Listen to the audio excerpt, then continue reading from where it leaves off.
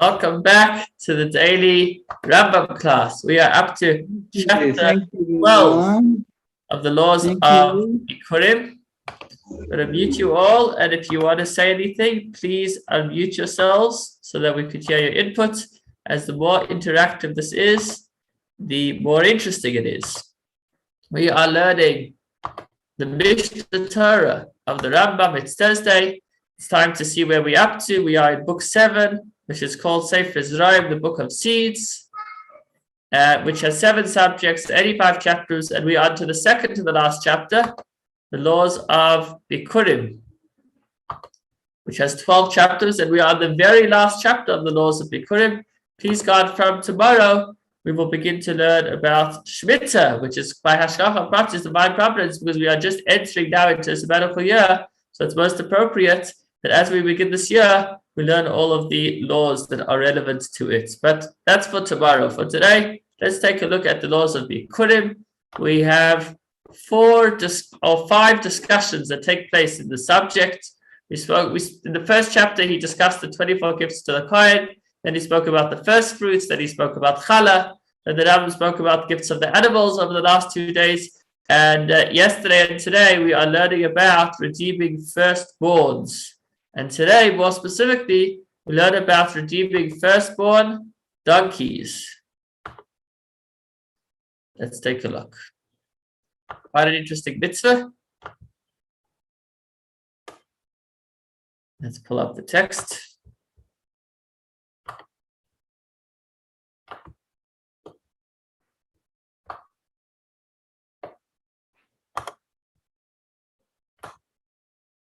Okay. It is a positive commandment for every Jewish man to redeem the first male issue of a donkey with a seh. A seh is a goat or a sheep, we'll see soon. So when a person has a firstborn donkey, that donkey needs to be redeemed. If he does not desire to redeem it, then it's a mitzvah for him to behead it. Now, why behead it? I wanted to look that up. He actually brings something in the footnote. Let's take a look.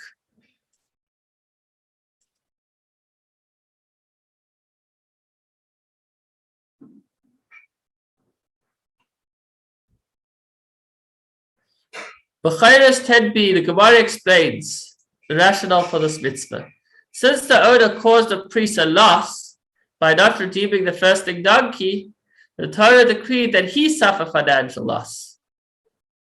That's how the Gemara explains it. In Moreh Nevuchim, the Rambam, in his guide to the perplexed, explains that this mitzvah is a safeguard to ensure that the mitzvah to redeem the firstborn donkey is observed. So it's kind of like a mitzvah that you don't want to come to. You got to redeem it because otherwise you've got to behead it, and hopefully nobody's going to behead it.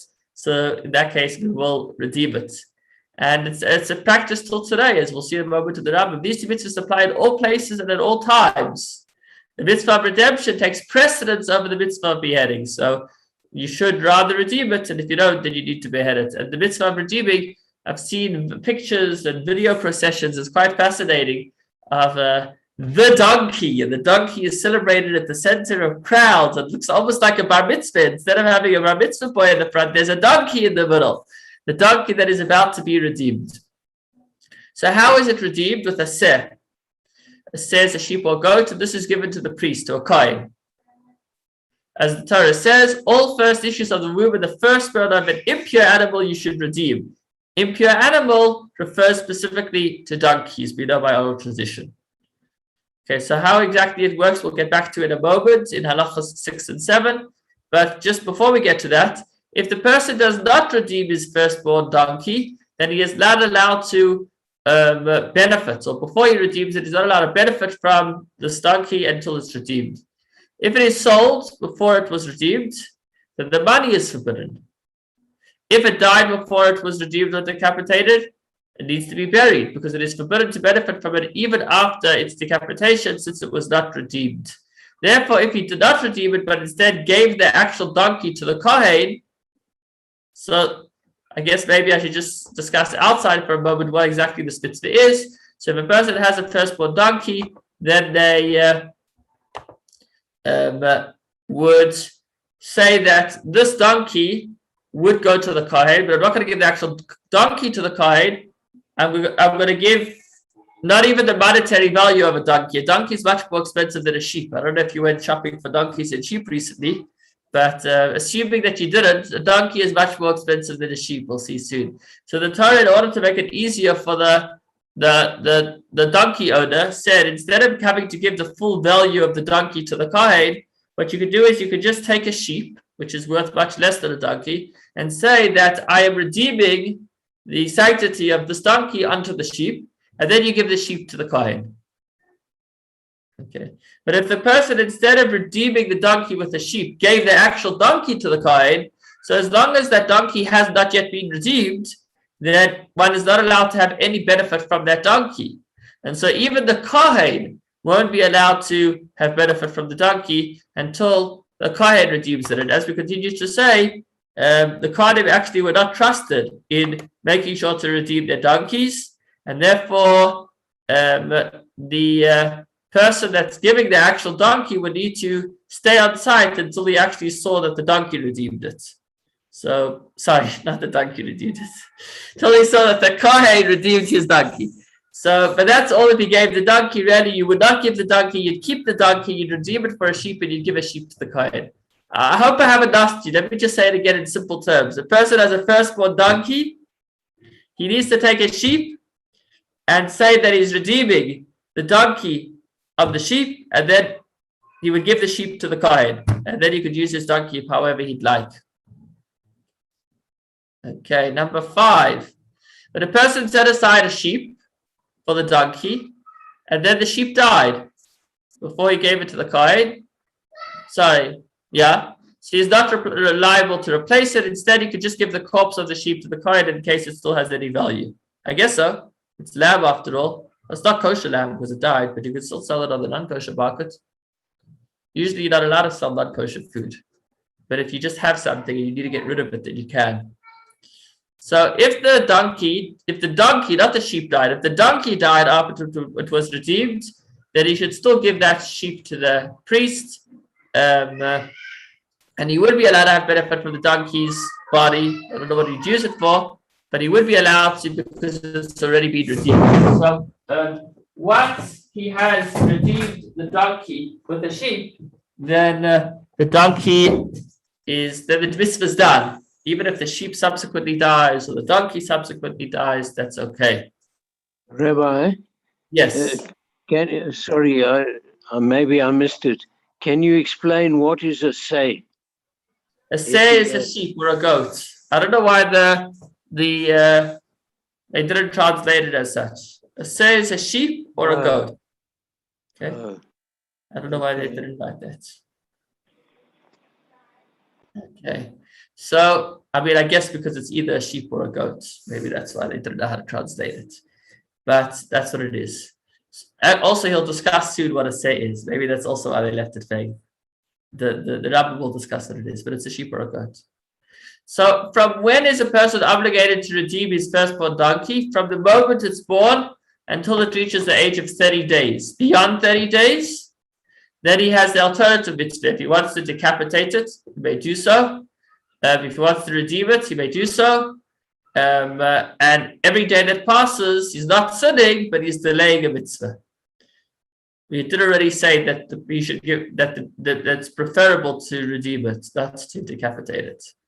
So if he doesn't want to redeem it, then he should decapitate it with a butcher's hatchet, specifically from behind. As the Torah says, if you do not redeem it, you should decapitate it. One may not kill it with a staff, a reed, an axe, a saw, only with a butcher's hatchet. One may not place it in a room and lock it until it dies. Right? You say, I can't bear, I'm just going to lock it. No.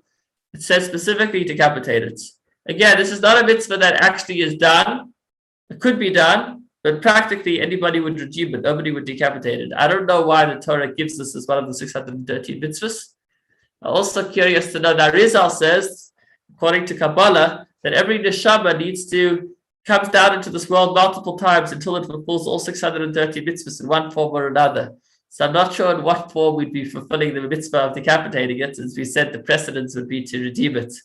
So that is, unfortunately, I'm asking questions and I'm not answering them. But let's move along. If you have the answer, please share. Okay, so what is the seh, right? What's the seh? So not a calf, it's not a wild beast, not a buffalo, it's not a shechted seh, nor an animal that is deathly ill, nor a hybrid, nor a koi, which you may have learned a few days ago is a combination, is doubtfully either a tame animal or a wild animal. The Torah says with a seh. What does seh mean? A sheep or a goat that is alive.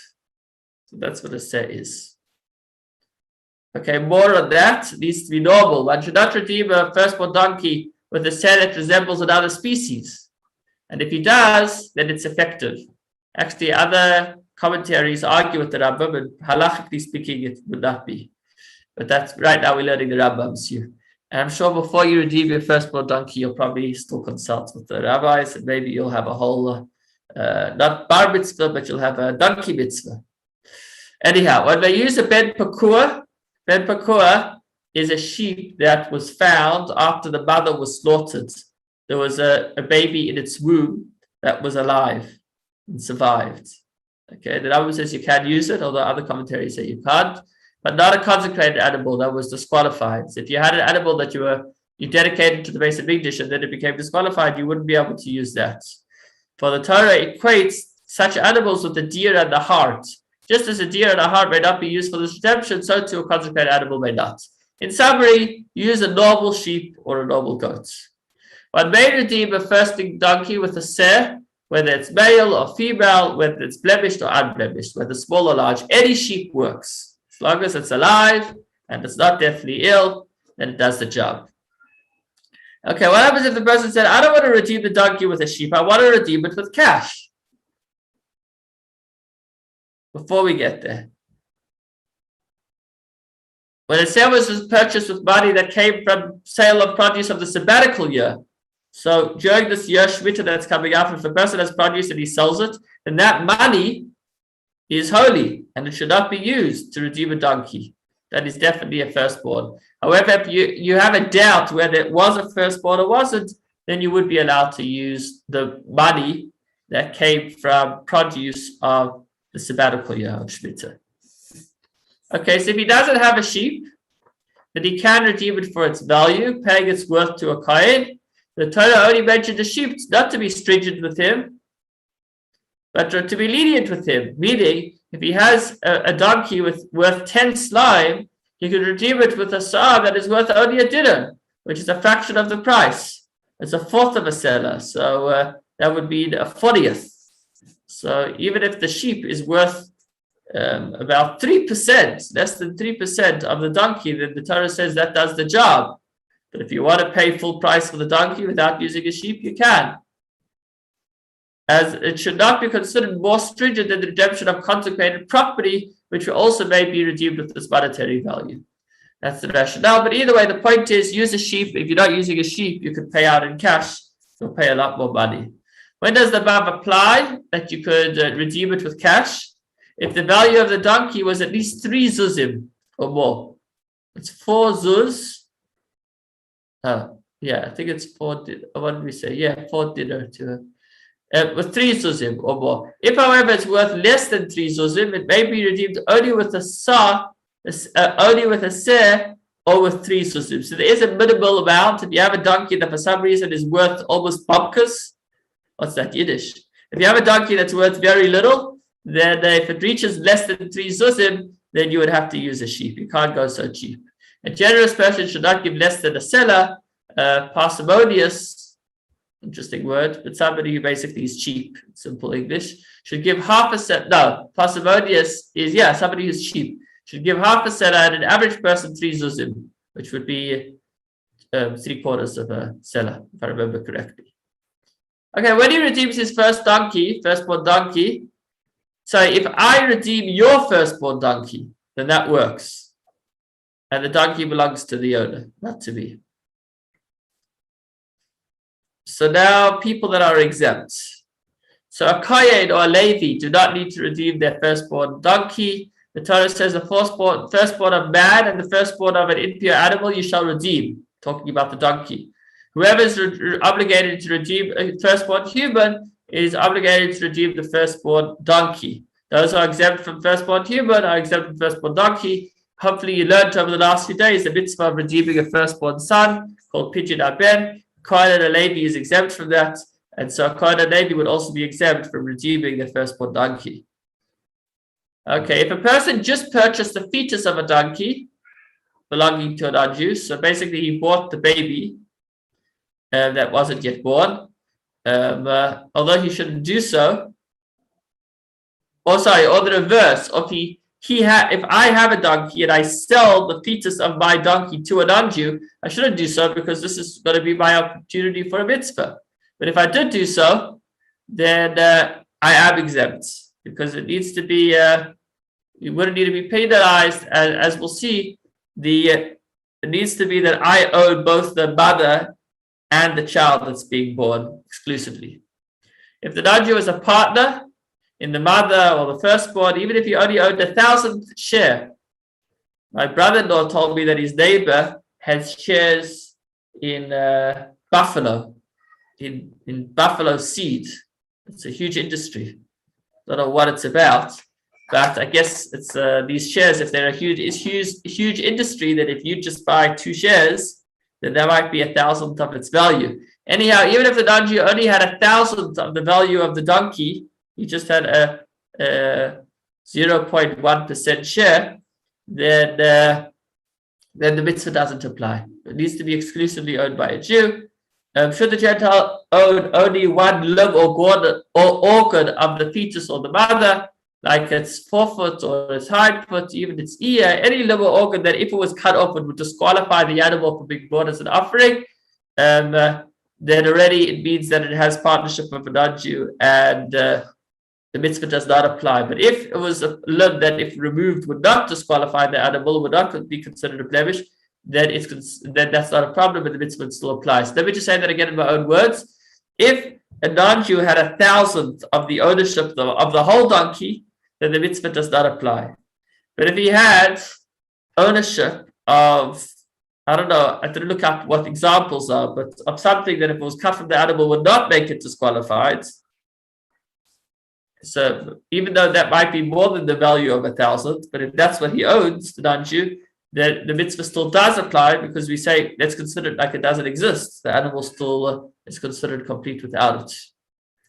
How do we know this? That it has to belong exclusively to a Jew? The Torah says the firstborn of the womb within the children of Israel, in humans and in animals, meaning that it must entirely belong to a Jew. What about a convert? So, yeah, a convert is 100% Jewish, but the question is when the conversion took place. So he goes through conversion and he comes home and he sees, wonderful, a babala, a newborn donkey. But he's not sure when was this donkey born. Was it born before the conversion or after the conversion? If it was born before the conversion, so that he wasn't yet Jewish, there's no mitzvah. If this baby donkey was born after the conversion, then he is Jewish. It's owned by a Jew, and the mitzvah and it is required to be redeemed. So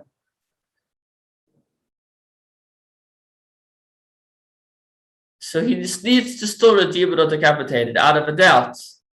But when he redeems it with a sheep, he wouldn't need to give the sheep to the Kohen. He can keep it for himself. We've had this concept before. It's called Hamoitzi Mechavere Alav Araya. The burden of proof is upon the person that expropriates. This is a concept that exists throughout Jewish law. When a person desires to expropriate property from a colleague, the burden of proof is upon the expropriator. So in this scenario, if the baby donkey was born before the conversion, then he had no requirement to separate a sheep. And when he does separate a sheep, it would be his, because there was no requirement for it. It doesn't belong to the Kohen. If the donkey was born after the conversion, then he was required to redeem it with the sheep, and then he is required to give the sheep to the Kohen. So since there's a doubt, right now, whose property is the sheep in? The owner's. And the question is, should he transfer that ownership from him to the Kohen? So we say the burden of proof is on the expropriator. So since right now it's a matter of the Kohen taking it away from him, The Kohen can't prove that it belongs to the Kohen because the Kohen doesn't know when the donkey was born. So he would separate it, but he would keep it to himself. When a Gentile separates a firstborn donkey, he should be advised, informed that this is not required, and he would be allowed to use the sheep and use its wool because there is no mitzvah. This mitzvah is for the Jewish people. There are the 7 Noahide laws. There are other mitzvahs as well that non-Jews can involve themselves in, but this is not one of them.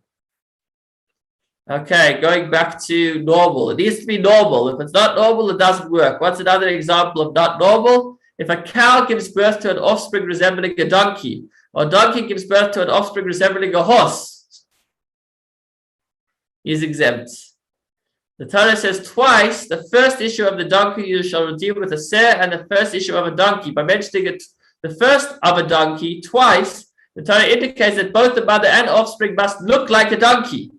If such an offspring has some of the identifying marks of a donkey, then he would need to redeem it. Okay, number 19. I don't see it on my chart. But a donkey had not given birth before, and it gives birth. Oh, yes, this is doubts. From 18 to 23. So from here till the end of the Rambam, the next 6 halachas are going to deal with all types of doubts.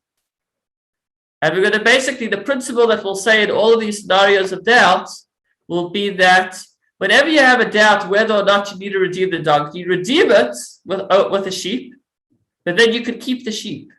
You don't need to give it to the Kohen. Why? Because since it's doubtful, so we said that the burden of proof is on the Kohen. He can't prove that it belongs to him.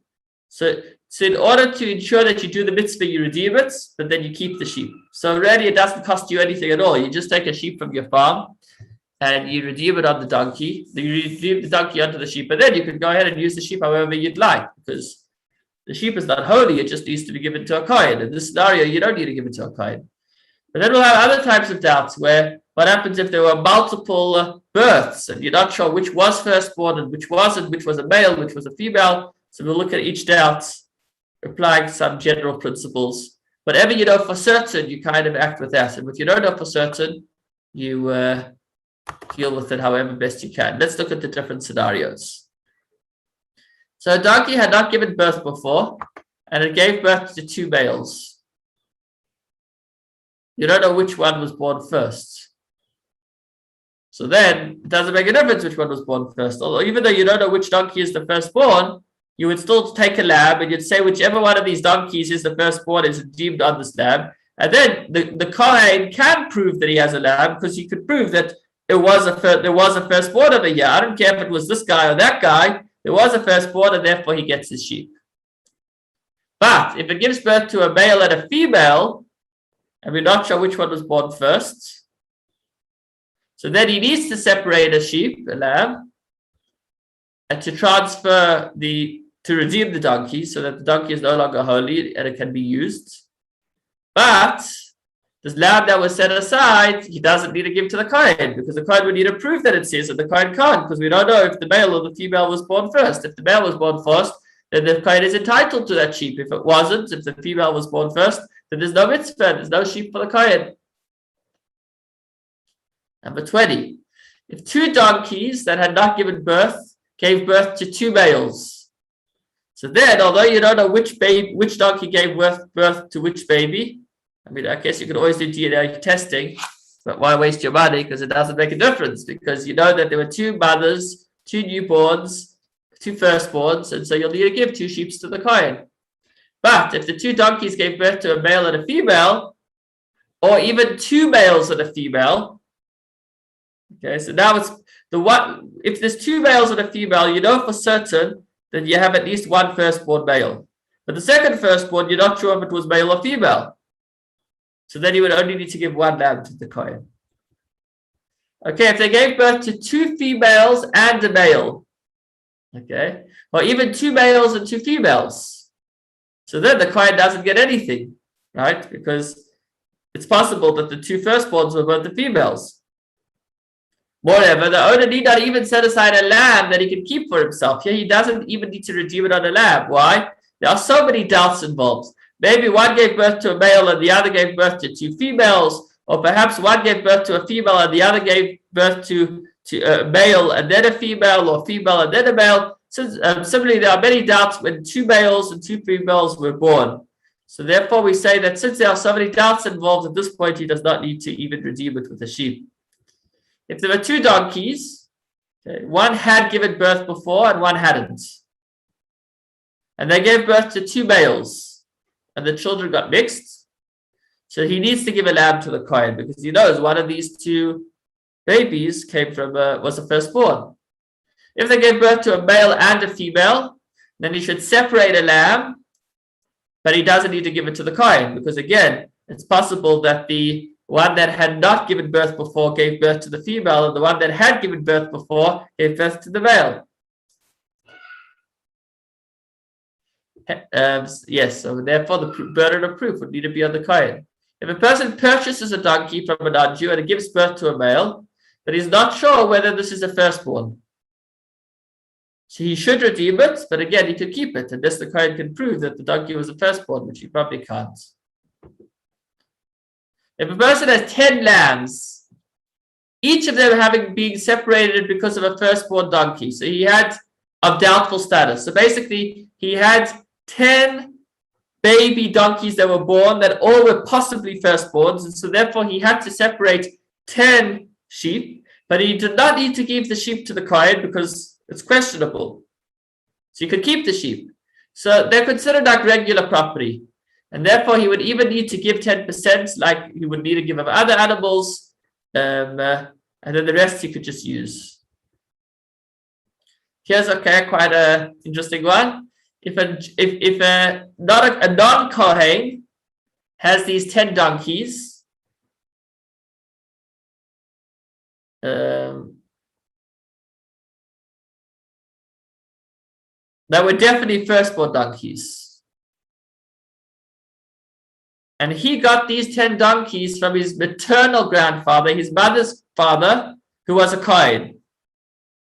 Right? Now, if these 10 firstborns were born to his Kohen grandfather, then there's no mitzvah of redeeming the firstborn because we said it doesn't apply to a Kohen.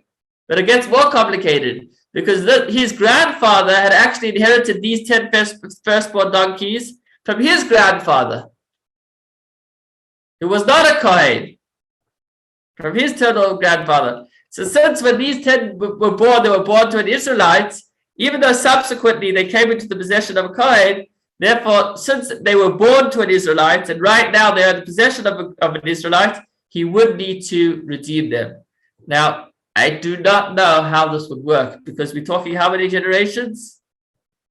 6 generations. I don't know what the lifespan is of a donkey. But, I mean, yeah, not sure how this would work, but either way, it's part of Hashem's wisdom. Blessed be Hashem and grants assistance. With this, we have concluded all the laws of firstborns, firstborn people, all types of firstborns, most recently firstborn donkeys. Now's the time to test your concentration.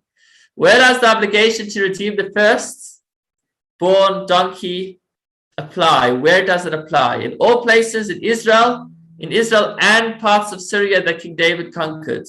1, 2, or 3. Where does this mitzvah apply? Correct. I only see one finger going up. Yeah, John, what were you saying? 1. Good. You can show me with your fingers or you can shout out. I did send a message to Chabad.org's team to revise last Thursday's questions, as I think that I got an unfair mark. Okay. From when is one obligated to redeem or decapitate the firstborn donkey? From when? How old does the donkey need to be in order to either redeem or decapitate it? So within 30 days of its birth, after 30 days, one must decapitate it. Within 30 days of its birth, after 30 days, one may still redeem it or decapitate it, but he's delayed in doing the mitzvah within the first year of its life.